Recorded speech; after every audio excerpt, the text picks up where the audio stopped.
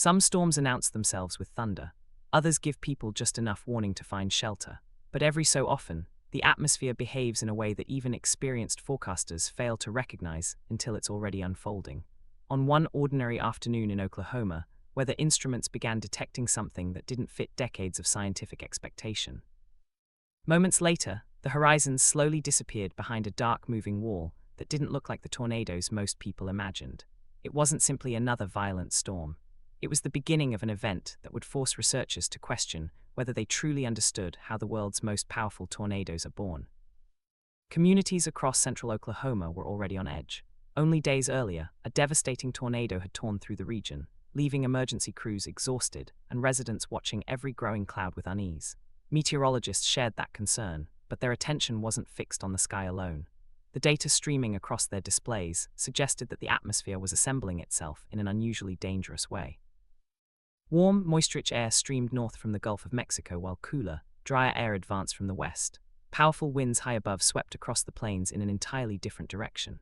By themselves, none of these ingredients were remarkable. Together, they created an environment capable of producing an exceptionally volatile thunderstorm. Yet it wasn't the weather pattern itself that would make this day extraordinary. It was how the storm would evolve once it finally came to life. Scientists believed they understood what should happen next. Rising air would organize into a rotating supercell, and if conditions remained favorable, a tornado would gradually descend beneath it. That sequence had shaped forecasting methods, warning systems, and decades of research.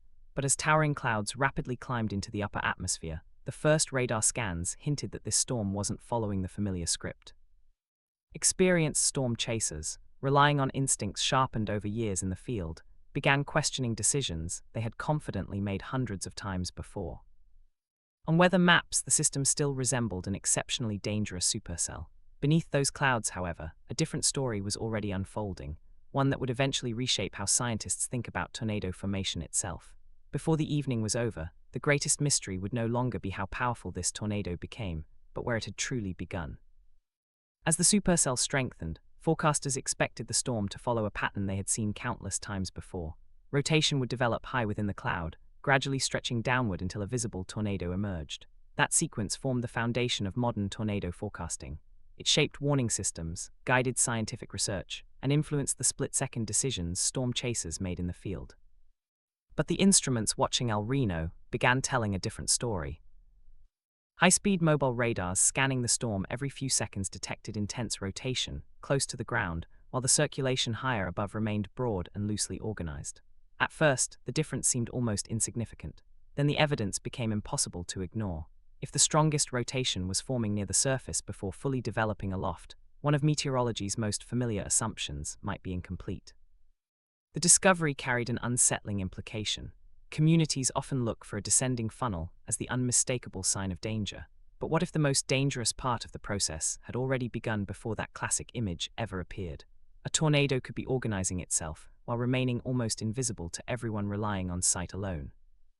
Outside the research vehicles, the storm continued transforming. Moist air surged into its core while heavy rain wrapped tightly around the rotating circulation, swallowing roads, fields, and distant landmarks behind thick curtains of precipitation. Visibility collapsed. Experienced storm chasers who normally judged distance with remarkable accuracy found themselves relying increasingly on radar instead of their own eyes. Then the storm revealed another surprise. What first appeared to be a relatively narrow tornado began expanding with astonishing speed. Minute by minute, its circulation spread far beyond the slender funnel people typically associate with tornadoes. Familiar visual cues disappeared. Some observers believed they were looking at nothing more than a wall of rain. Others assumed the tornado remained safely in the distance. In reality, the storm's true edge was advancing far beyond what anyone could accurately judge from the ground. The boundary between observation and danger was quietly disappearing, and with it, the confidence built from decades of experience. By early evening, the storm had become almost impossible to interpret using experience alone. From many roads, there was no narrow funnel stretching toward the ground. Instead, witnesses described an immense grey wall where rain, cloud, dust, and rotating air blended into a single moving horizon. The tornado wasn't simply hidden inside the storm anymore. To many observers, the storm itself had become the tornado. As mobile radars continued scanning the circulation, another unexpected pattern emerged. Rather than behaving like one enormous rotating column, the tornado contained several smaller regions of intense rotation moving within the larger vortex. Each followed its own shifting path, strengthening and weakening as it orbited the center. The storm wasn't becoming more predictable as it grew, it was becoming more chaotic. That discovery changed the danger entirely. For decades, experienced storm chasers had relied on understanding how a tornado normally moved. Position, distance, and direction often provided enough information to stay safely ahead of the circulation. But Reno kept rewriting those assumptions. A vehicle that appeared well outside the main vortex could suddenly find itself threatened by one of these rapidly moving internal circulations with little warning.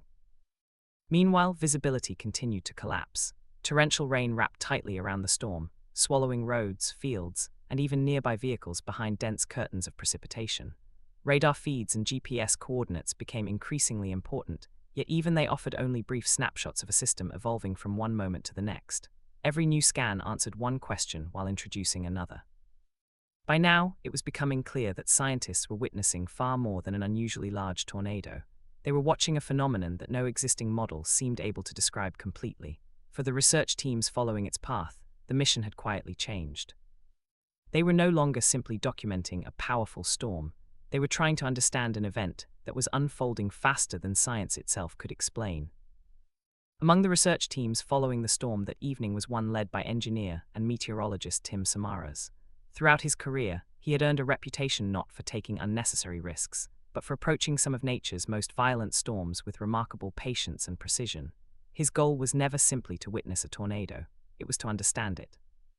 For years, Samaras had developed specialized instruments designed to remain directly in a tornado's path, recording measurements that aircraft and distant radar could never capture. Every successful deployment added another piece to a scientific puzzle that could improve forecasts, strengthen buildings, and ultimately save lives. On paper, the Reno storm appeared to offer another opportunity to collect invaluable data. The atmosphere, however, was no longer behaving according to paper. While research teams monitored radar updates and adjusted their positions, the circulation continued expanding behind dense curtains of rain.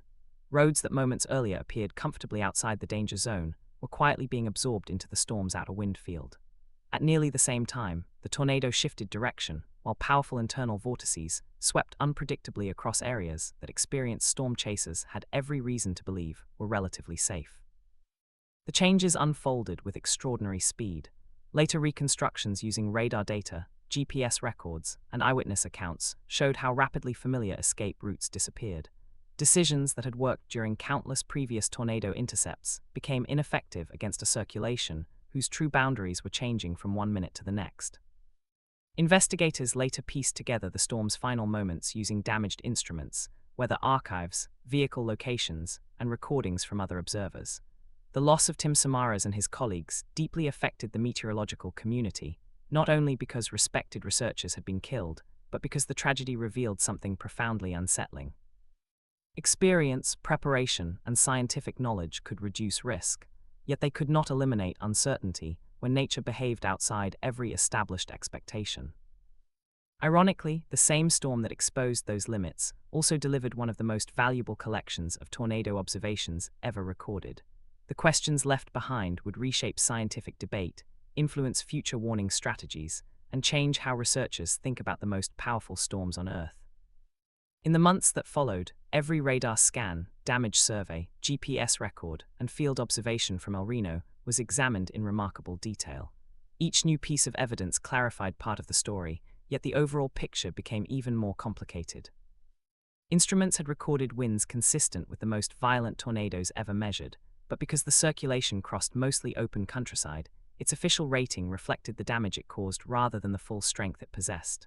The result was a debate that continues today. Should a tornado be judged by what it destroys, or by what modern technology can now reveal? That discussion reached far beyond a single event. Long-standing ideas about tornado formation, warning strategies, and severe weather forecasting were carefully re-examined. Reno didn't overturn decades of meteorological research, but it demonstrated that the atmosphere could still behave in ways existing models struggled to explain. Every advance in mobile radar technology sharpened our view of these storms while revealing just how much remained unknown. The impact extended well beyond research papers. Storm chasers adopted more cautious strategies, emergency planners refined safety guidance, and engineers gained new insight into the forces the strongest tornadoes can produce. Reno became more than a record-breaking weather event. It became a reminder that progress in science often begins when nature refuses to follow our expectations. More than a decade later, the tornado is remembered not simply for its immense size or extraordinary winds, but for exposing the limits of what experts believed they understood. It challenged assumptions, improved forecasting, and reshaped how researchers investigate the world's most violent storms. The legacy of Tim Samara's and every team working that day lives on in those continuing efforts to better understand, and better prepare for, the forces that shape our atmosphere. Every tornado warning issued today carries lessons influenced, in part, by what happened across the Oklahoma plains that evening, yet the greatest lesson may be the simplest. Nature is not constrained by the models we build to explain it. Sometimes a single storm does more than leave a path of destruction. It reveals how much there is still left to discover.